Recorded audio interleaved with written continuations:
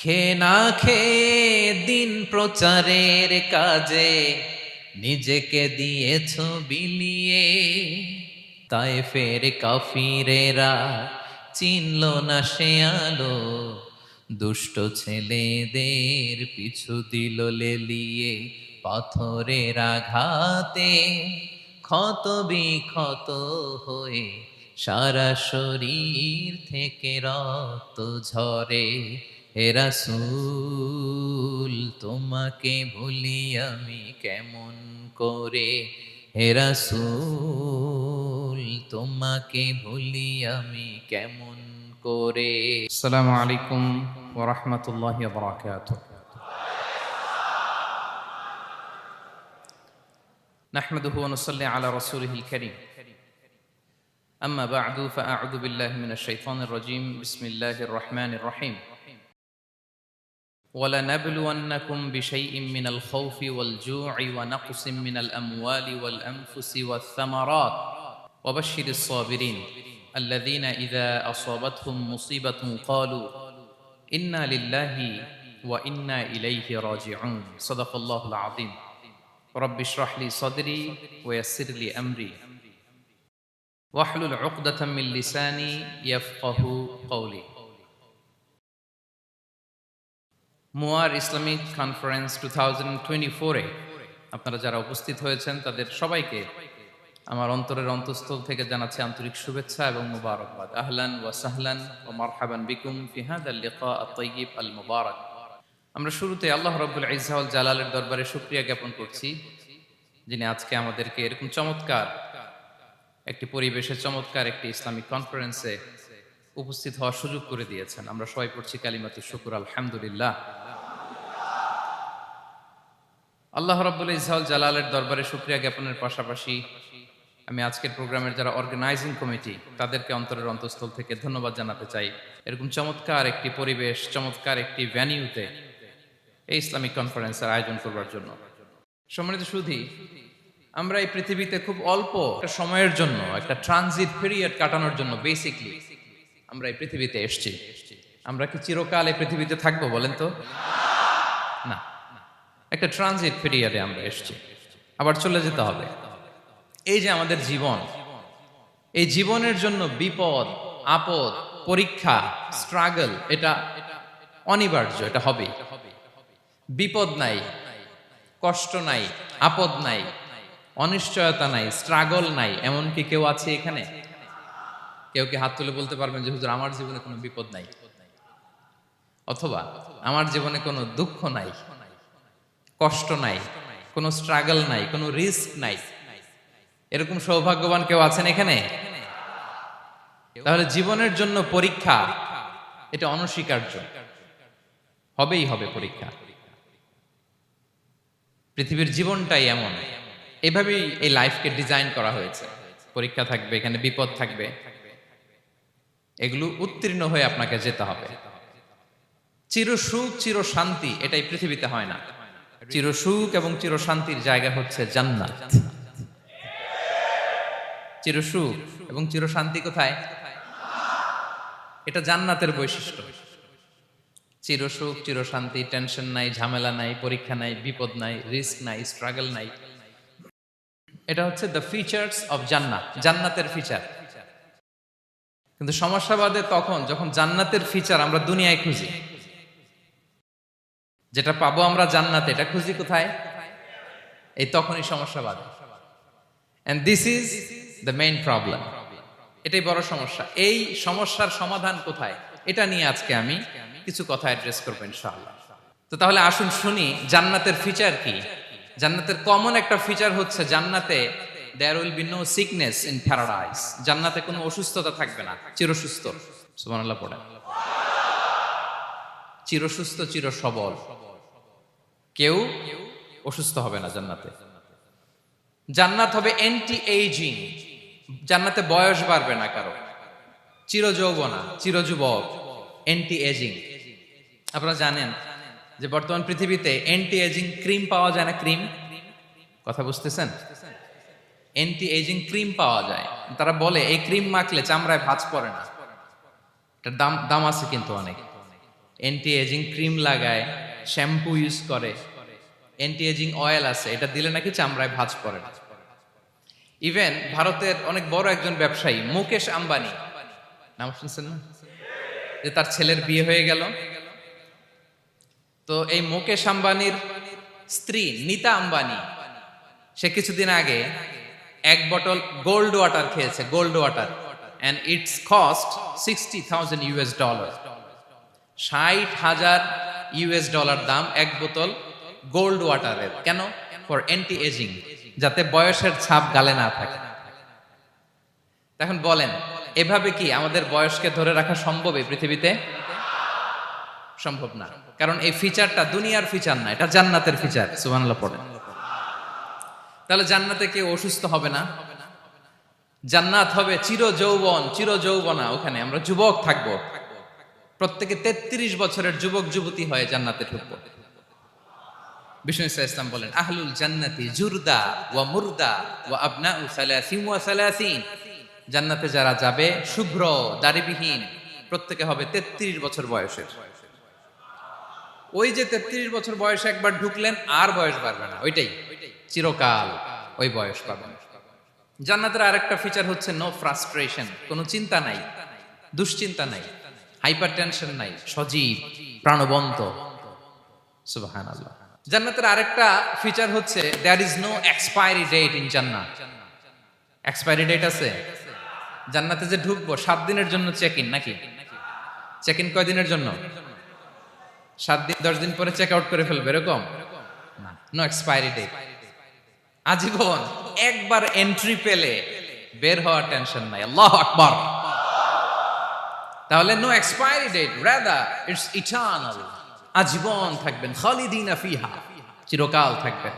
এবং জান্নাতের সবচাইতে গুরুত্বপূর্ণ ফিচার হচ্ছে there will be no death in জান্নাত। জান্নাতে আপনার আর মৃত্যু হবে না, মৃত্যুর বিদায় হবে, তার মানে আপনি অমর হবেন। তাহলে আপনি চির সুস্থ, চির সবল হবেন জান্নাতে, চির যুবক থাকবেন, প্রাণবন্ত থাকবেন, আপনি অমর হবেন, আপনি জান্নাতে মরবেন না। জান্নাতীরা যখন জান্নাতে যাবে, ফেরেশতারা ডেকে বলবে, ইয়া আহলাল জান্নাতি ইন্না লাকুম আন তাসিহু ফালা তাসকামু আবাদা। জান্নাতীরা চিরকাল সুস্থ থাকবা, অসুস্থ হবা না। ইন্না লাকুম আন তাশিব্বু ফালা তাহরামু আবাদা, তোমরা শাবাব থাকবা, বুড়া হবা না। ওয়া ইন্না লাকুম আন তাহইয়াউ ফালা তামুতু আবাদা, চিরকাল বেঁচে থাকবা, মরবা না। এবং সেদিন জান্নাতে মৃত্যু দেয়া হবে, মৃত্যু দেয়া হবে। ইউতাল মাউতু বিকাবশিন আমলাহ, একটা ছাগলের আকৃতিতে মৃত্যুকে আনা হবে। ফায়ুযবাহুল মাউত, মৃত্যুকে জবাই দেয়া হবে। এবার জান্নাতীরা তাকিয়ে থাকবে, ফেরেশতারা বলবে, ইয়া আহলাল জান্নাতি খুলুদুন ফালা মাউত, হে জান্নাতীরা চিরকাল এই জান্নাতে থাকবে। তাহলে জান্নাতের ফিচার পাইছেন?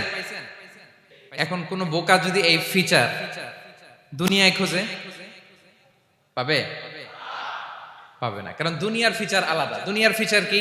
এই দুনিয়াতে বিপদ আসবে, কষ্ট আছে দুনিয়াতে, হতাশা আছে, ভয় আছে, অসুস্থতা আছে, বার্ধক্য আছে, এবং এই দুনিয়ার একটা এক্সপায়ারি ডেট আছে না?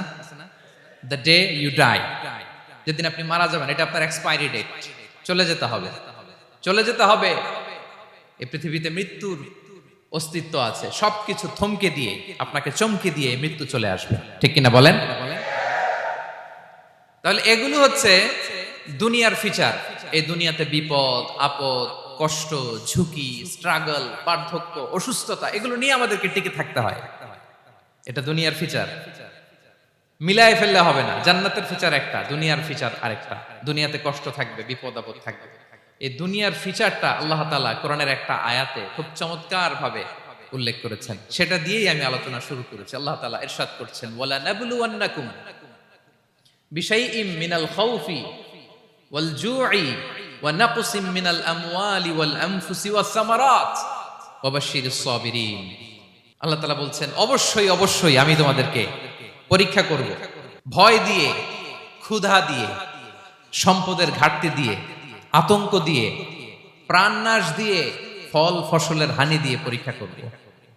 কিন্তু এই পরীক্ষায় যারা উত্তীর্ণ হবে, যারা সবর ইখতিয়ার করবে, ওয়াবাশশিরিস সাবিরিন, ধৈর্যশীলদের জন্যই হচ্ছে সুসংবাদ। আলহামদুলিল্লাহ পড়ে। তাহলে সম্মানিত সুধী, আমরা বুঝতে পারলাম এই পৃথিবীর ফিচার হচ্ছে এখানে বিপদ থাকবে, বিপদ ছাড়া কেউ থাকবে না। স্ট্রাগল থাকবে, কষ্ট থাকবে, ঝুঁকি থাকবে, রিস্ক থাকবে, এবং নানা ধরনের বিপদ আপদ দিয়ে আল্লাহ তাআলা আমাদেরকে পরীক্ষা করবেন। এটা মাস্ট, এটা আমাদের মাইন্ডসেটে নিয়ে নিতে হবে। মাইন্ডসেটে এটা ক্লিয়ার থাকতে হবে। চিরসুখ চিরশান্তি এই দুনিয়াতে মিলবে, কোথায় মিলবে তাহলে এটা? তাহলে বিপদ আসবেই, আপদ আসবেই, পরীক্ষা থাকবেই আমাদের জীবনে। তবে ইন্টারেস্টিংলি মজার বিষয় হচ্ছে পরীক্ষাটা এক একজনের এক এক রকম। পুরো পৃথিবীটা একটা পরীক্ষা ক্ষেত্র, কিন্তু কারো প্রশ্নপত্রের সাথে কারো প্রশ্নপত্রের কোনো মিল নাই। সুবহানাল্লাহ। আমার পরীক্ষা একরকম, আপনার পরীক্ষা আরেক রকম, ওই ভাইয়ের পরীক্ষা আরেক রকম, ওনারটা আরেক রকম। সবাই পরীক্ষার্থী, সবাই পরীক্ষার্থী, কিন্তু কারো প্রশ্নপত্রের সাথে কারো প্রশ্নপত্রের কোনো মিল নাই। কারোর জন্য পরীক্ষা হচ্ছে সে খুব অসুস্থ, প্রচন্ড অসুস্থতা, তার জন্য পরীক্ষা। ক্যান্সারের রোগী, দুরারোগ্য ব্যাধি, ডক্টর বলছে 4th স্টেজে চলে আসছে, কয়েক মাস বাঁচতে পারে, এটা তার জন্য পরীক্ষা। আবার কারো দেখবেন যে খুব একটা অসুস্থতা নাই, অসুস্থতার ঝামেলা নাই, কিন্তু তার দারিদ্রতা আছে, তার আর্থিক অনটন, এটা তার জন্য পরীক্ষা। আবার কারো দেখবেন অসুস্থতাও নাই, দারিদ্রতাও নাই, তার দাম্পত্য জীবনের সমস্যা আছে না নাই? অনেকের দেখবেন এগুলো কোনোটাই সমস্যা না, তার ছেলে কথা শোনে না, মাদকাসক্ত। আহা, মাদকাসক্ত, রিহ্যাবে পাঠায়, আবার আসে, আবার গাঁজা খাওয়া শুরু করে, আছে না নাই বলেন? দেখেন তার পরীক্ষাটা আবার আলাদা। অনেকের দেখবেন মেয়ে বাবার কথা শোনে না। আবার অনেকের দেখবেন যে ব্যবসায় সমস্যা, লসের পর লস, লাভ উঠাতে পারে না। তাহলে পরীক্ষা ছাড়া, বিপদ আপদ ছাড়া দুনিয়াতে কেউ নাই, কেউ নাই প্রিয় ভাইরা। এটা আমাদের মাথায় রাখতে হবে। পরীক্ষা আপনাকে দিতেই হবে, পরীক্ষা দিয়ে দিয়েই নিজেকে প্রমাণ করতে হবে। আর এক একজনের পরীক্ষাটা এক এক রকম, কারো পরীক্ষার সাথে কারো পরীক্ষার কোনো মিল থাকবে না। তো মাঝে মাঝে আমরা এটা ভুলে যাই। আল্লাহ তাআলা কালামে পাকে রিমাইন্ডার দিয়ে আমাদেরকে স্মরণ করিয়ে দিতে চান যে এই পৃথিবীতে আসলে তোমরা এসেছো পরীক্ষা দিতে। এটাই জীবনের বড় বাস্তবতা। আমাদের জীবনে যত হতাশা, আমাদের জীবন নিয়ে যত অভিযোগ, আমাদের মনে যত কষ্ট, আমাদের হৃদয়ের ভেতরে যত অস্থিরতা, তার মূলে হচ্ছে এই সমস্যা যে আমরা ভুলেই গেছি আমরা পরীক্ষা দিতে আসছি। এটা যদি ভুলে না যান, এটা যদি আপনার মাইন্ডসেটে থাকে যে পুরো জীবনটা একটা পরীক্ষা, তাহলে দেখবেন কোনো কিছু আপনাকে কাবু করতে পারবে না। আপনি হতাশ হবেন না, জীবন নিয়ে আর অভিযোগ থাকবে না, আপনি ভেঙে পড়বেন না, সব অভিযোগ হতাশা দূর হয়ে যাবে। তার মানে বুঝতে পারলাম পরীক্ষা আপনাকে দিতেই হবে। পরীক্ষা দেয়া ছাড়া এই পৃথিবী থেকে চলে যাওয়ার কোনো চান্স বা সুযোগ আমাদের কারো নেই।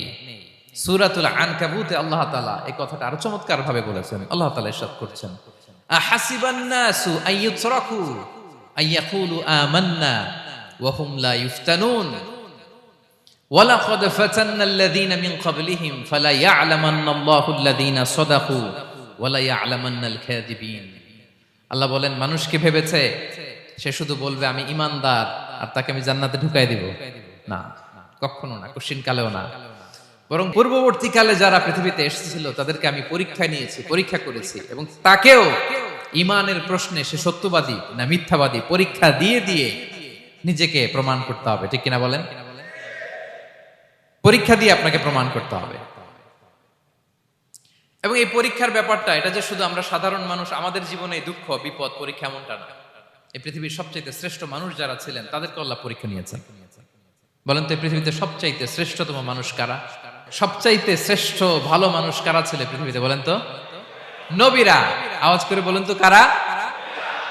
তো বলেন তো নবীদের জীবনে পরীক্ষা ছিল কি ছিল না? হ্যাঁ ছিল। বেশি না কম?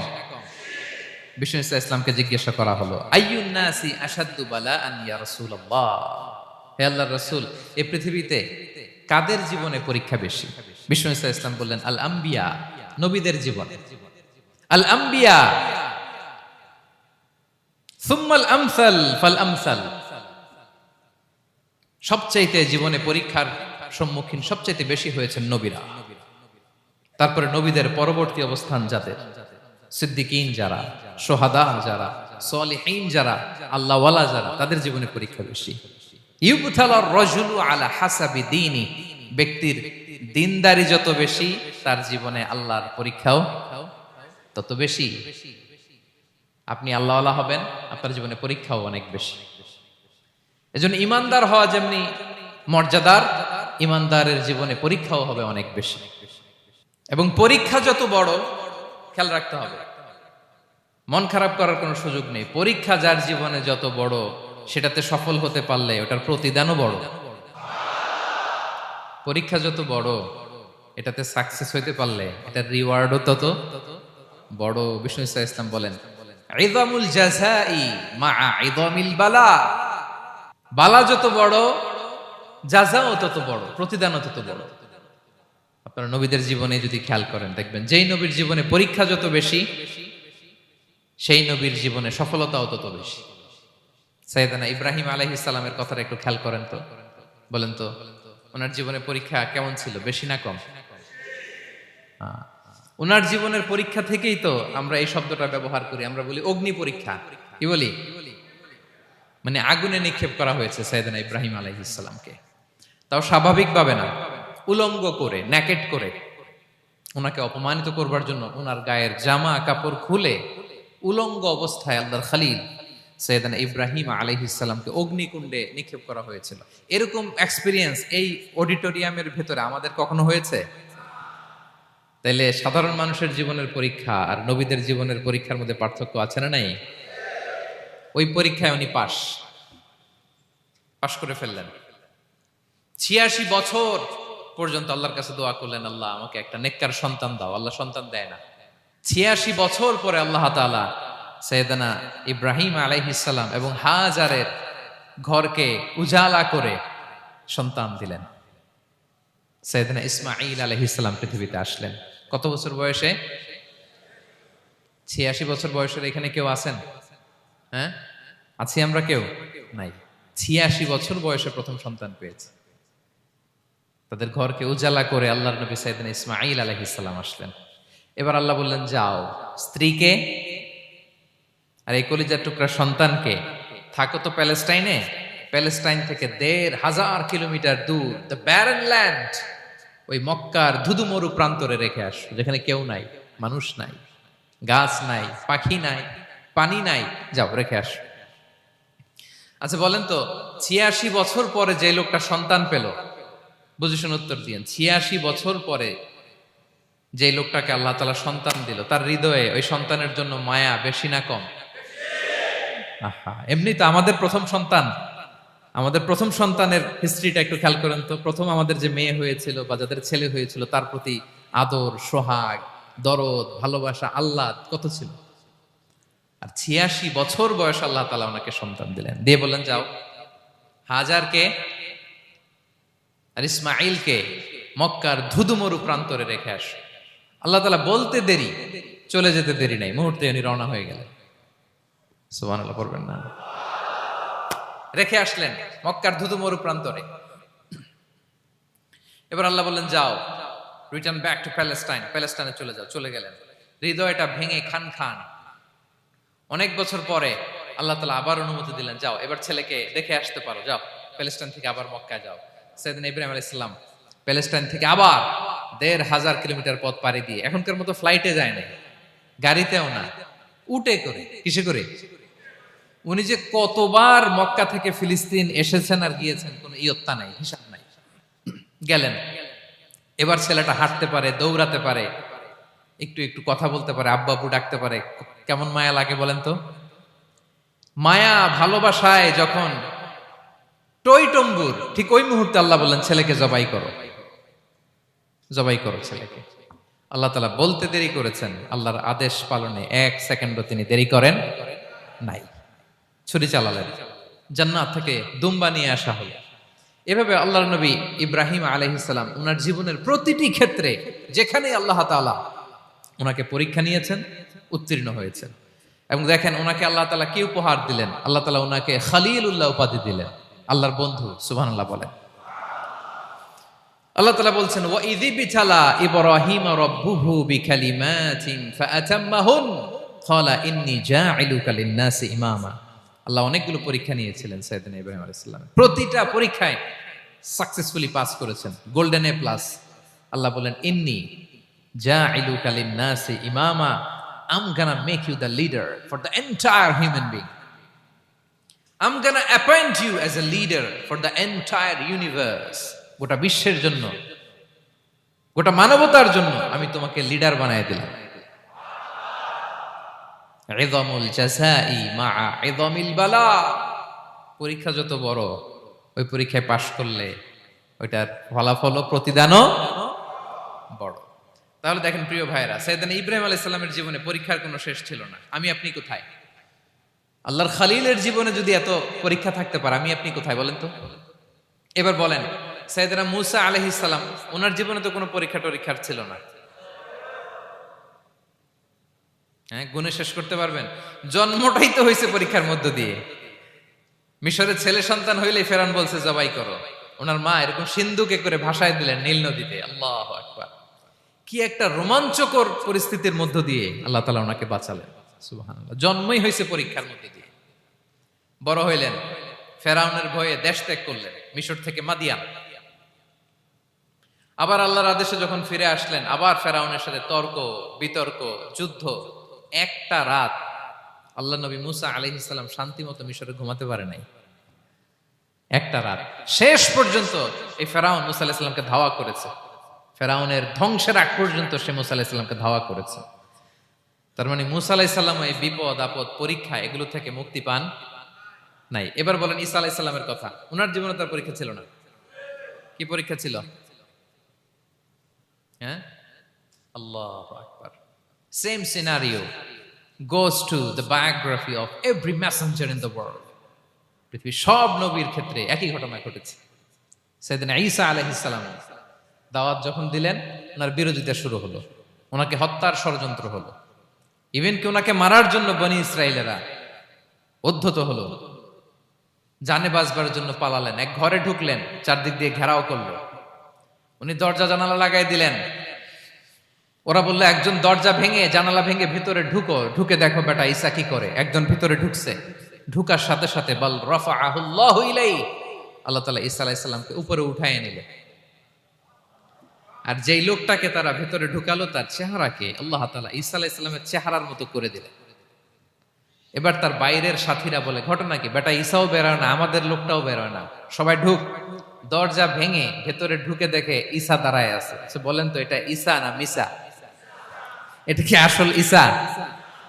ওমা কতালু ওমা সলাবু ওয়ালাকিন শুব্বিহা লাহুম। আল্লাহ বলে তোমরা আমার নবী ঈসাকে হত্যাও করতে পারো নাই, শুলেও চড়াতে পারো নাই, আমি সেফটি সিকিউরিটি দিয়ে আমার নবী ঈসা আলাইহিস সালামকে আকাশে তুলে নিয়েছি। তাহলে ওনার জীবনও পরীক্ষার শেষ ছিল না। এবার যদি আমরা বিশ্বনবী সাল্লাল্লাহু আলাইহি ওয়াসাল্লামের জীবনের দিকে তাকাই, ওনার জীবনটা দেখেন তো। আমাদের পেয়ারা নবী বিশ্বনবী মুহাম্মদুর রাসূলুল্লাহ সাল্লাল্লাহু আলাইহি ওয়াসাল্লাম, ওনার জীবনে কি স্ট্রাগল ছিল? স্ট্রাগল। মাক্কি জীবনের কথা যদি একটু খেয়াল করেন, দেখেন তো 3 বছর শিয়াবে আবি তালেবে জেল খেটেছেন, না খেয়েছিলেন। ওনার বংশের লোকেরা প্রথমে ছাগল খেয়েছে, ছাগলগুলো যখন শেষ, ছাগলের চামড়াগুলো শুকিয়ে ওইটা খাইছে। গাছের পাতা ছাল এগুলো খেয়ে খাবারের অভাবে বেহুশ হয়ে পড়ে থাকতো তারা। না খেয়ে না খেয়ে কয়দিন ছিলেন আপনি? আমি কয়দিন ছিলাম না খেয়ে? মনেই তো পড়ে না, না খেয়েছিলাম কিনা কোনোদিন। এ হচ্ছে মাক্কি জীবন। মেন্টালি প্রেসার দেয়া হয়েছে। বিশ্বনবীর চাচা আবু লাহাব, তার 2 ছেলে উতবা আর উতাইবা, এদের সাথে বিয়ে দিয়েছিলেন 2 মেয়ের। যখন দাওয়াত দেওয়া শুরু করলেন, 2 মেয়েকে ডিভোর্স দিয়ে দিল। দেখেন, একটা বাবার জন্য প্রাপ্তবয়স্কা মেয়েকে যখন উঠায় নেয়ার আগে ডিভোর্স দেয়, তার মানসিক অবস্থাটা কেমন থাকে বলেন? মেন্টালি প্রেসারাইজ করা হয়েছে, ফিজিক্যালি হ্যারাস করা হয়েছে। বিষ্ণু সাল্লাল্লাহু আলাইহি ওয়াসাল্লাম যখন নামাজে দাঁড়াতেন, উটের পচা নারী ভুঁড়ি বিষ্ণুনবীর কাঁধে চাপিয়ে দেওয়া হতো। আপনার জীবনে এরকম ঘটছে কখনো? আপনি নামাজ পড়তেছেন, উটের পচা নারী ভুঁড়ি আপনার কাঁধে চাপিয়ে দেওয়া হয়েছে। কয়দিন হয়েছে এরকম? কয়দিন হয়েছে? হ্যাঁ, তারপরে তো আলহামদুলিল্লাহ বেরোয় না মুখ দিয়ে। কেমন আছেন হুজুর কোয়েন না, বেশি একটা সুবিধার না, তাই না? বেশি একটা একটু মিলাবেন। কতটুকু পরীক্ষা আমরা দিয়েছি। তায়েফে গেলেন বিশ্বনবী, তায়েফে গেছিলেন জমির বায়না দিতে, তাই না? জমি কিনবে তায়েফে। তায়েফবাসীদেরকে জাহান্নামের আগুন থেকে বাঁচাতে গিয়েছিলেন, নিজের জন্য না। সেখানে তায়েফের ছেলেরা পাথর মেরেছে বিষ্ণু ইসলামের গায়ে। এত শুভ্র দেহ ছিল, চেহারা ছিল, বিষ্ণুবীর গা দিয়ে ঝরঝর করে রক্ত ঝরেছে। ফিজিক্যাল হ্যারাসমেন্টের শিকার হয়েছেন বিষ্ণু ইসলাম। যখন যেদিন বিষ্ণু ইসলামকে হত্যার ষড়যন্ত্র করা হলো, আল্লাহ তাআলার আদেশে তিনি মক্কা থেকে মদিনায় হিজরত করলেন। মদিনাতে যে একটা রাত, সপ্তম হিজরির আগ পর্যন্ত শান্তিতে ঘুমাতে পারেন নাই। 3 দিকে 3 ইহুদি বসতি, বনু কাইনুকা, বনু নদীর, বনু কুরাইজা। আহা, খাওয়ার মধ্যে বিষ মিশিয়ে দেয়া হয়েছিল বিষ্ণু ইসলামের। বাজুর, খাসির বাজুর রান পছন্দ করতেন। এক ইহুদি মহিলা বিষ্ণু ইসলামের ওই রানের মধ্যে বিষ মিশিয়ে দিয়েছিল। ওই বিষের যন্ত্রণায় মৃত্যুর আগ পর্যন্ত বিশ্বনবী কাতরাতেন, এবং উনি ইন্তেকালের সময় ওই বিষের ব্যথা যন্ত্রণাতে ইন্তেকাল করেছেন। বিশ্বনবীর ইন্তেকালটা শাহাদাতের ইন্তেকাল ছিল। বিষ্ণু ইসলাম বলেছেন, ওই যে খায়বার এলাকার ওই মহিলা যে আমার খাবারে বিষ মিশিয়েছিল, সেই বিষের যন্ত্রণা, বেদনা, কষ্ট আমি অনুভব করছি। খেয়ে না খেয়ে দিন প্রচারের কাজে নিজেকে দিয়েছ বিলিয়ে, তায়েফের কাফিরেরা চিনল না সে আলো, দুষ্ট ছেলেদের পিছু দিল লেলিয়ে, পাথরের আঘাতে ক্ষত বিক্ষত হয়ে সারা শরীর থেকে রক্ত ঝরে। হে রাসূল তোমাকে ভুলি আমি কেমন করে, হে রাসূল তোমাকে ভুলি আমি কেমন করে। হাজার ব্যথা বেদনার পরে ফিরে আসনি তুমি আপন ঘরে, দিনের আলো তুমি ছড়িয়ে দিতে চলে গেলে মদিনায় মক্কা ছেড়ে। হে রাসূল তোমাকে ভুলি আমি কেমন করে, হে রাসূল তোমাকে ভুলি আমি কেমন করে। ঠিক কিনা বলেন? একটা রাত শান্তিতে, শান্তির ঘুম তিনি দিতে পারেন নাই। প্রিয় ভাইরা, তাহলে আমরা কি বুঝলাম? বিশ্বনবীর জীবনও পরীক্ষা ছিল কি ছিল না? আমাদের উপায় আছে? আমরা বাঁচতে পারবো এই বিপদ আপদ পরীক্ষা ঝঞ্ঝাল থেকে? বাঁচতে চাইলেও বাঁচতে পারবো? পারবো না। ইমাম মালিক আলাইহি রাহমা নাম শুনেছেন? ইমাম মালিক, ওনার জ্ঞান থেকে লাখো লাখো মানুষ উপকৃত হয়েছে, কোটি কোটি মানুষ উপকৃত হয়েছে। মদিনার রাস্তায় রশি দিয়ে ওনাকে টেনে হিচড়ে এক এলাকা থেকে আরেক এলাকায় নিত জালেম বাদশারা। ইমাম মালিক আলাইহি রাহমা। ইমাম আহমদ ইবনে হাম্বল, ওনাকে বেত্রাঘাত করা হতো, চাবুক দিয়ে পেটানো হতো। আমাদের মাযহাবের ইমাম আল ইমাম আল আযম আবু হানিফা আলাইহি রাহমা, ওনাকে কারাবন্দী করা হয়েছিল। তার মানে দেখেন, যত বড় বড় স্কলার, যত বড় বড় মাশায়েখ, এমনকি আম্বিয়া আলাইহিমুস সালাম, ওনারাও পরীক্ষা বিপদ আপদ থেকে রেহাই পান। পাইছে? তাহলে আপনি আর আমি পাবো? বলেন তো। তাহলে এটা আমাদের ব্রেইনে গেঁথে নিতে হবে যে জীবন মানেই এখানে বিপদ থাকবে, পরীক্ষা থাকবে, স্ট্রাগল করে করে আমাকে আগাতে হবে। কেউ আমার জন্য রেড কার্পেট বিছিয়ে রাখবে না। এই জীবনটা বড় জটিল। This is life, how it's design. এভাবেই পৃথিবীকে ডিজাইন করা হয়েছে। এখানে বিপদ আছে, কষ্ট আছে। এই পরীক্ষা দিয়ে দিয়ে আপনাকে উত্তীর্ণ হতে হবে। বুঝতে পেরেছেন প্রিয় ভাইরা? নাও দ্য কোশ্চেন আরাইজ, এখন প্রশ্ন হচ্ছে, কেন আল্লাহ এই পরীক্ষা নেন? কেন? আল্লাহ তাআলা সূরা মুলকে বলেছেন, এই পৃথিবী সাজানোর, এই জীবন মৃত্যুর এই খেলা এটার উদ্দেশ্যটাকে আল্লাহ তাআলা স্পষ্ট করে বলেছেন, আল্লাযী খালাকাল মাউতা ওয়াল হায়াতা লিয়াবলুয়াকুম আইয়ুকুম আহসানু আমালা। জীবন মৃত্যু দিয়ে তোমাদের জীবনকে সাজানো হয়েছে এজন্য, যাতে করে তিনি তোমাদের পরীক্ষা করতে পারেন। কি করতে পারেন? তোমাদের মধ্যে কে সৎকর্মে অগ্রগামী, কে কাজে ভালো, আমলে ভালো, এটা দেখার জন্য। বেসিকলি আল্লাহর দেখার প্রয়োজন নাই, আমাদেরকে দেখানোর জন্য এই পরীক্ষার আয়োজন। আমি ভালো করবো না খারাপ করবো এটা আল্লাহ জানে না, তো ওনার পরীক্ষা করা লাগে কেন? কথা বলেন। আমি জান্নাতি না জাহান্নামী এটা আল্লাহ জানেন না? বেসিকলি আমাদেরকে জানানোর জন্য এই পরীক্ষার আয়োজন। কাদেরকে জানানোর জন্য? মানে তুমি জেনে যাও তুমি জান্নাতি না জাহান্নামী, আমি ভালো করেই জানি। একটা ছোট্ট উদাহরণ দিলে বুঝতে পারবেন প্রিয় ভাইয়েরা। ধরেন আল্লাহ তাআলা দুইজনকে সৃষ্টি করলেন। উদাহরণস্বরূপ একজনের নাম আব্দুল্লাহ আর একজনের নাম আব্দুর রহমান। সৃষ্টির পরে আব্দুল্লাহকে বললেন, আব্দুল্লাহ আমি জানি তুমি পৃথিবীতে 50 বছর হায়াত পাইতা, খুব ভালো কাজ করতে, তুমি দুনিয়াতে অনেক ভালো কাজ করতে, এটা আমি আগেই জানি, আমার অসীম জ্ঞান বলে আমি আগে থেকেই জানি। তো যাও, তোমার এইমাত্র সৃষ্টি করলাম, যাও তুমি জান্নাতে ঢুকে যাও, কারণ আমি জানি তুমি জান্নাতি হবে। আচ্ছা, আর আব্দুর রহমান তুমি পৃথিবীতে খুব খারাপ কাজ করতে, এটা আমি জানতাম, তোমারে পাঠাইলে খারাপ কাজ করবা, তুমি সীমা লঙ্ঘন করবা, অন্যায় করবা, অপরাধ করবা, তুমি জাহান্নামী হবা, যাও। যেহেতু আমি জানি পরীক্ষার আর দরকার নেই, তোমারে জাহান্নাম দিয়ে দিলাম, যাও ঢুকে যাও। আব্দুল্লাহ ঠিকই জান্নাতে ঢুকে যাবে, আব্দুর রহমান কি ঢুকবে? ঢুকবে। সে বলবে, আল্লাহ এইমাত্র আমারে বানাইলেন, এইমাত্র আপনি আমাকে সৃষ্টি করলেন, সৃষ্টি করেই বলতেছেন তুমি জাহান্নামে যাও, আর বলতেছেন আমি জানি দুনিয়াতে পাঠালে তুমি খারাপ কাজ করবা, তুমি জাহান্নামী হবা, পাঠানোর আর কি দরকার, আগে থেকে জাহান্নামে যাও। আল্লাহ আপনি জানলে জানতে পারেন, আমি তো জানি না। ঠিক কিনা বলেন? সে বলবে, না আল্লাহ আপনি ভুল বলতেছেন, এই দুনিয়াতে পাঠাইলে আমি খুব ভালো কাজ করতাম, আমি সীমা লঙ্ঘন করতাম না, নামাজ পড়তাম, রোজা রাখতাম, হজ করতাম, যাকাত দিতাম, সাদাকা করতাম, চ্যারিটি করতাম, জনকল্যাণকর সব ভালো কাজগুলো আল্লাহ আমি করতাম। এজন্য আল্লাহ তাআলা পরীক্ষার আয়োজন করেছেন, যাতে করে তুমি জেনে যাও যে পৃথিবীতে তুমি কি করেছো। এখন আর আল্লাহকে এক্সকিউজ দেওয়ার সুযোগ নেই। আচ্ছা বলেন তো, আবু জাহেলকে যদি আল্লাহ এখন কিয়ামতের দিন বলে, আবু জাহেল go to the hell fire, আবু জাহেলের কিছু বলার সুযোগ আছে? কারণ ও দুনিয়াতে কি করে আসছে এটাও জানে না। ফেরাউনকে ডেকে যদি আল্লাহ বলে, ফেরাউন তুমি জাহান্নামে যাও, go to the hell fire, ওর কি কোনো এক্সকিউজ দেওয়ার সুযোগ আছে? বলেন, সুযোগ আর আছে? কারণ তুমি দুনিয়াতে কি করেছো তোমার চেয়ে ভালো কেউ আর জানে।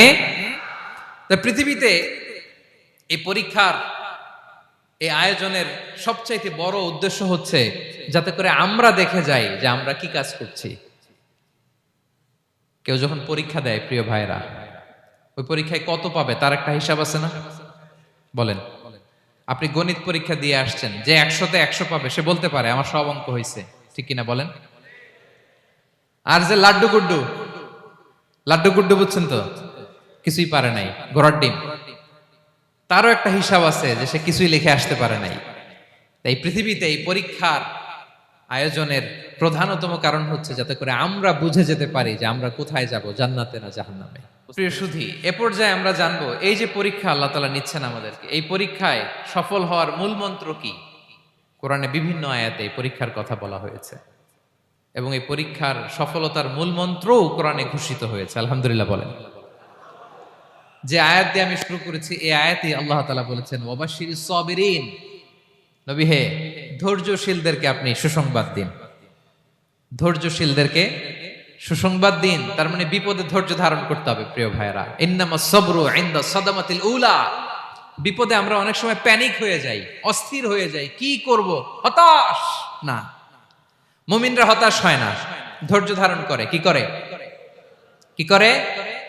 ধৈর্য ধারণ করার শক্তি দাও গো মেহেরবান আমায়, দাও গো মেহেরবান। পড়েন, ধৈর্য ধারণ করার শক্তি দাও গো মেহেরবান আমায়, দাও গো মেহেরবান। সবাই বলুন একসাথে, ধৈর্য ধারণ করার শক্তি দাও গো মেহেরবান আমায়, দাও গো মেহেরবান। বুকের ভেতর ব্যথার নদী বইছে অবিরাম, বইছে বইছে অবিরাম। পড়ুন, ধৈর্য ধারণ করার শক্তি দাও গো মেহেরবান, আমায় দাও গো মেহেরবান। পড়েন আমিন। আল্লাহ যেন বিপদে আমাদেরকে ধৈর্য ধারণ করার তৌফিক দান করে। প্রিয় ভাইয়েরা, ধৈর্য এটা এমন একটা গাছ যে গাছের সারা গায়ে কাটা, কিন্তু এই গাছের ফলটা বড় সুস্বাদু। আই রিপিট, আমি আবারও বলছি, ধৈর্য এটা এমন একটা গাছ যে গাছের সারা গায়ে কাটা, কিন্তু ফলটা বড় মিষ্টি, ফলটা বড় সুস্বাদু। সবাই ধৈর্য ধারণ করতে পারে না। বিষ্ণু ইসলামকে আল্লাহ তাআলা নানা সময় আশ্বস্ত করেছেন, সান্ত্বনা দিয়েছেন, আর ধৈর্যের বাণী শুনিয়েছেন। আল্লাহ বলেন, ফাসবির কামা সবারা উলুল আজমি মিনার রসুল। নবী হে, আপনার আগে দৃঢ় প্রত্যয়ী নবীরা যেরকম ধৈর্য ধারণ করেছে, আপনিও ধৈর্য ধারণ করুন। সূরাতুল মুজাম্মিল আল্লাহ তাআলা বলছেন, ওয়াসবির আলা মা ইয়াকুলুনা ওয়াহজুরহুম হাজরান জামিলা। ওরা যাই বলুক, আপনি ধৈর্য ধারণ করুন, ওদের কথাকে ইগনোর করুন। Just ignore what they are saying to you. যা বলে আপনি জাস্ট ইগনোর করেন। ওরা বিষ্ণু ঈসা ইসলামের মনোবলকে ভেঙে দেওয়ার জন্য কখনো বিষ্ণু ঈসা ইসলামকে কবি বলে গালি দিত। কবি কি বলতো? শায়ের। কখনো বলতো মজনুন, পাগল। নাউজুবিল্লাহ পড়বেন না?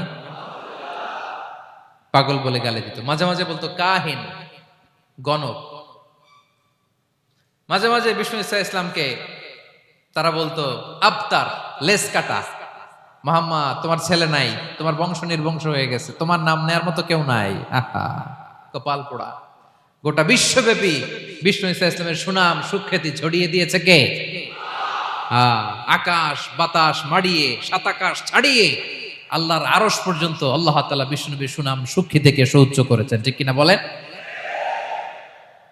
ইগনোর করুন। আপনাকে কবি বলে, গণক বলে, আপনাকে পাগল বলে, আপনাকে লেসকাটা বলে, জাস্ট ইগনোর দেন। বর্তমান সময়েও নানা ধরনের ট্যাগ আমাদেরকেও দেয় কি দেয় না বলেন? দেয়। আমাদেরকে কি বলে? মৌলবাদী বলে, বলে বলে ওই যে রাজাকার বলে। রাজাকার রাজাকার খেলার দিন শেষ। মন মতো হইলে মুক্তিযোদ্ধা, মন মতো না হইলে রাজাকার, এই দিন শেষ। ওই দিন আর নাই। এই কার্ড দিয়ে আর খেলার দিন নাই। এগুলো মানুষ আর খায় না এখন, এগুলো গিলে না আর। সাধারণ মানুষ বড্ড সচেতন। দেখেন, কালের বিবর্তনে, সময়ের আবর্তনে একই পরিক্রমা আমাদেরকেও ট্যাগিং করে। আমাদেরকে মৌলবাদী বলে, ব্যাকডেটেড বলে, রাজাকার বলে, জঙ্গি বলে, যুদ্ধাপরাধী বলে। আছে না এরকম? ওয়াসবির আলা মা ইয়াকুলুন, নিজের সাথে মিলায় নেন। যা বলে ধৈর্য ধারণ করো। ওয়াহজুরহুম হাজরান জামিলা, জাস্ট ইগনোর দেন, ভালোভাবে ইগনোর করেন, খালাস, সালাম দিয়ে কেটে পড়েন। তাহলে প্রিয় ভাইরা, এই বিপদ আপদ আমাদের পিছু ছাড়বে না, পিছু ছাড়বে না। নবীদের পিছু ছাড়ে নাই, আমরা কোথায়? আমরা আর কি? বিপদ আমাদেরকে ধৈর্য ধারণ করতে হবে, মনোবল হারাইলে হবে না। দেখেন বিশ্বনবী কিভাবে আপনাদেরকে সান্ত্বনা দেয়। বিশ্বনবী বলেন, আজাবান লি আমরিল মুমিন, মুমিনের ব্যাপারটা বড় আশ্চর্যজনক। ফাইন্না আমরাহু কুল্লাহু লাহু খাইর, মুমিনের জীবনে যা ঘটে সবটাই খাইর, সবটাই কল্যাণ। ইন আসাবাতহু সাররাউ শাকারা ফাকানা খাইরাল্লাহ ওয়া ইন আসাবাতহু দাররাউ সাবারা ফাকানা খাইরাল্লাহ। মুমিনের জীবনে যদি সুখ আসে তাহলে মুমিন শুকরগুজার হয়, এটা তার জন্য ভালো। আর যদি মুমিন জীবনে দুঃখ আসে তাহলে সে সবর ইখতিয়ার করে, এটাও তার জন্য ভালো। সুবহানাল্লাহ। তাহলে দেখেন, আমরা হয় সুখে থাকি নয় দুঃখে থাকি, ঠিক কিনা বলেন? তাহলে সুখের সময় আমরা শুকর করি, কি করি? শুকরগুজার হই। শুকরিয়া করাও একটা ইবাদত, শুকরিয়া করাও কি? আর দুঃখের সময় আমরা সবর করি, সবর করাটাও একটা। তাহলে আমাদের পুরো জীবনটাই ইবাদত, পুরো জীবনটাই সুখের সময় শুকর আর দুঃখের সময় সবর। আওয়াজ করে বলেন, সুখের সময় শুকর, আর দুঃখের সময়। এই দুই ইবাদত মুমিন জীবনে চলমান, কন্টিনিউয়াস, একটা উইন উইন সিচুয়েশন। কি বলেন? উইন উইন হয়ে গেল না? যেই পরিস্থিতিতেই থাকে আমাদের জন্য লাভ। আল্লাহু আকবার। তাহলে প্রিয় ভাইরা, এটাই জীবনের বাস্তবতা। সবর আমাদেরকে ইখতিয়ার করতে হবে, হতাশ হওয়া যাবে না। অনেকে আমরা অল্পতে হতাশ হই। এই যে আমরা ধৈর্য ধারণ করছি, এর ফল পাচ্ছি না? দীর্ঘ 1.5 যুগ, 1.5 দশক ধরে ধৈর্য ধারণ করছেন না আপনারা? এখন মুক্তি, স্বাধীনতা, বিজয় এনে দিয়েছে কে? ধৈর্য ধারণ করুন। ধৈর্যের যে ফলাফল, এটা বড় মিষ্টি। ধৈর্য এমন একটা গাছ, এই গাছের সারা গায়ে কাটা, কিন্তু এর ফলটা বড় সুস্বাদু, এর ফলটা বড় মিষ্টি। ধৈর্য ধারণ করার অভ্যাস করতে হবে প্রিয় ভাইরা। মুমিন হতাশ হয় না, হাল ছেড়ে দেয় না। মুমিন ভরসা রাখে একজনের উপর, তিনি কে? লা তাইআসু মির রাউহিল্লাহ, ইন্নাহু লা ইয়াইআসু মির রাউহিল্লাহি ইল্লাল কওমুল কাফিরুন। আল্লাহর রহ থেকে, রহম থেকে নিরাশ হয়ে যাও না। কাফির ছাড়া, অকৃতজ্ঞ ছাড়া কেউ আল্লাহর রহ থেকে, আশা থেকে নিরাশ হয় না। শয়তানের সবচেয়ে বড় মিশন হলো আমাদেরকে হতাশ বানানো। এটা খেয়াল রাখবেন। শয়তানের সবচাইতে বড় মিশন কি? আমাদেরকে হতাশ করে দেয়া। হতাশ বানাইতে পারলে সে সাকসেসফুল, খুশি। কিন্তু আমরা এত সহজে হতাশ হই না, আমরা নিরাশ হই না, আমরা বিপদে হাল ছেড়ে দেই না। আমরা ভরসা রাখি এক মহান সত্তার উপর, তিনি কে? মনে থাকবে? বিপদ আসলে ভেঙে পড়বেন, ভিসা না হইলে কান্নাকাটি শুরু করবেন, ব্যবসায় লস হইলে হাউমাউ, হ্যাঁ, দেশ থেকে কোনো দুঃসংবাদ আসলে হতাশ হবেন, ভেঙে পড়বেন। ধৈর্য ধারণ করব আমরা। আওয়াজ করে বলেন, আমরা কি করব? সবর। বিপদ ট্যাকেল দেওয়ার প্রথম স্টেপ হচ্ছে সবর। ধৈর্য ধারণ করতে হবে। অবশ্যই সাবিরিন, ধৈর্যশীলদেরকে সুসংবাদ দাও। বিপদ থেকে বাঁচার দ্বিতীয় স্টেপ হচ্ছে এই বিপদ থেকে উত্তরণের চেষ্টা করতে হবে। কন্টিনিউয়াস প্রচেষ্টা চালিয়ে যেতে হবে। ওয়াল্লাযীনা জাহাদু ফিনা লানাহদিয়ান্নাহুম সুবুলানা। যারা আমার রাস্তায় চেষ্টা করে, প্রচেষ্টা করে, স্ট্রাগল করে, তাদেরকে আমি পথ দেখিয়ে দেই, সুবুল দেখিয়ে দেই, ওয়ে আউট দেখায় দেই, এক্সিট দেখায় দেই।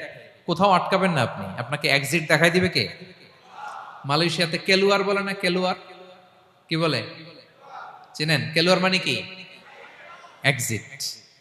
এক্সিট পেয়ে যাবেন, আটকাবেন না আপনি জীবনে কোথাও। 3 নাম্বার, আল্লাহর উপর তাওয়াক্কুল করতে হবে বিপদ আসলে। ওমাইয়া তাওয়াক্কাল আলাল্লাহি ফাহুয়া হাসবুহ।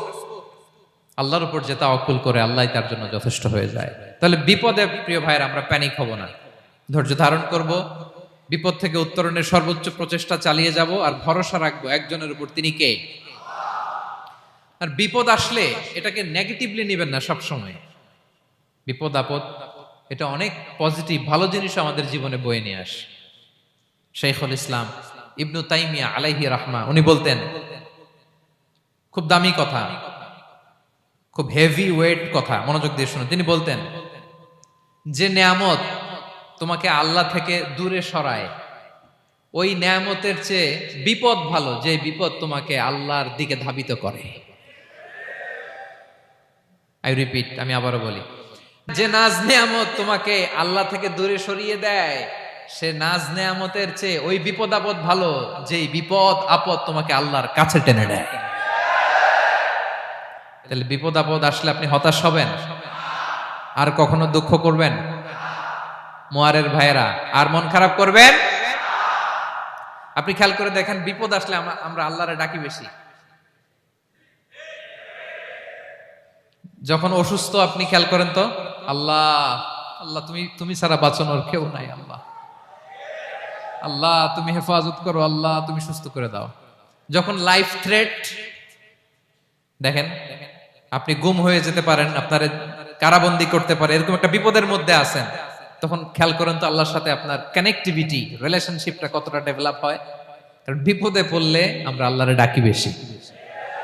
তাহলে বিপদ আপদেরও কিছু পজিটিভ সাইড বা দিক আমাদের জীবনে আছে না নাই?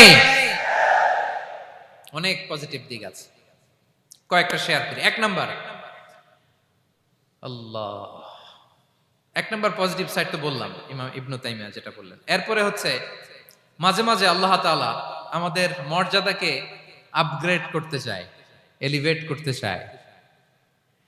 আপনি ধরেন কোন একটা এয়ারলাইন্সের রেগুলার প্যাসেঞ্জার টিকিট কাটেন, মাঝে মাঝে হঠাৎ করে দেখবেন কাউন্টারে গেলে তারা বলে you are upgraded to business class অথবা you are upgraded to first class. যেহেতু রেগুলার প্যাসেঞ্জার, অনেক মাইলস জমা হয়েছে, আপগ্রেড করে দেয়। তো আল্লাহ তাআলা মাঝে মাঝে চায় তিনি আমাদের মর্যাদাকে, র্যাঙ্ক এটাকে আপগ্রেড করবেন, কিন্তু আমার যে আমল আখলাকের অবস্থা ওইটা দিয়ে ওই আপগ্রেড র্যাঙ্কে যাওয়ার সুযোগ নাই। বুঝতেছেন কথা? আল্লাহ চায় আমার লেভেল একটু আপ করতে, কিন্তু আমার আমলের যে অবস্থা এতে আমি ওখানে যাই না। তখন আল্লাহ কিছু বিপদ আপদ দিয়ে, পরীক্ষা দিয়ে বান্দাকে টেস্ট করে। ওই পরীক্ষায় যদি উত্তীর্ণ হন, সাথে সাথে আল্লাহ তাআলা আপনার লেভেল বা র্যাঙ্ক আপগ্রেড করে দেয়। সুবহানাল্লাহ পড়বেন না? তাহলে লাভ না লস? আওয়াজ করে বলেন, লাভ না লস? মুমিন জীবনের সব লাভ। যত বিপদ আপদ আপনাকে স্পর্শ করে প্রতিটাতেই আপনার জন্য কল্যাণ। বিষ্ণু ইসলাম বলেন, মা ইউসিবুল মুসলিমা মিন নাসাবিন ওয়ালা ওয়াসাবিন ওয়ালা হাম্মিন ওয়ালা হুজনিন ওয়ালা আযান ওয়ালা গাম্মিন হাত্তা শাওকাতি ইউশাকুহা ইল্লা কাফারাল্লাহু বিহা খাতায়া।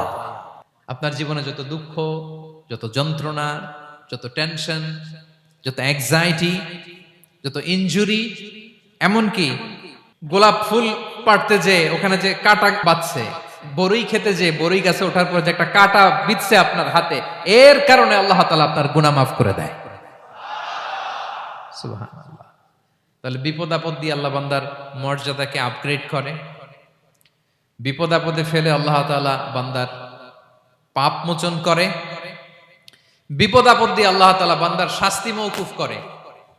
এমন পাপ করছেন এটার জন্য শাস্তি বরাদ্দ হয়ে গেছে, কিন্তু আল্লাহ তাআলা ওই শাস্তি থেকে মাঝে মাঝে আপনাকে বাঁচাতে চায়, তখন কিছু বিপদ দিয়ে বান্দারে পরীক্ষা করে। উত্তীর্ণ হলেই আল্লাহ তাআলা ওই শাস্তিকে মওকুফ করে দেয়। তাহলে আসুন সামারি করি, পুরো আলোচনাটার সামারি করি। এক নম্বর সামারি হচ্ছে বিপদ আপদ, পরীক্ষা, স্ট্রাগল, কষ্ট, এটা সুন্নাতুল্লাহি ফিদ দুনিয়া। এই দুনিয়ায় আল্লাহর সুন্নাত, এর বাইরে কেউ যেতে পারে না। ইভেন নট দ্য মেসেঞ্জার্স, নবীরাও না। আজকের আলোচনায় শুনছেন না নবীদের জীবন দিয়ে কি গেছে, ups and downs, test and trial, নবীরাও না।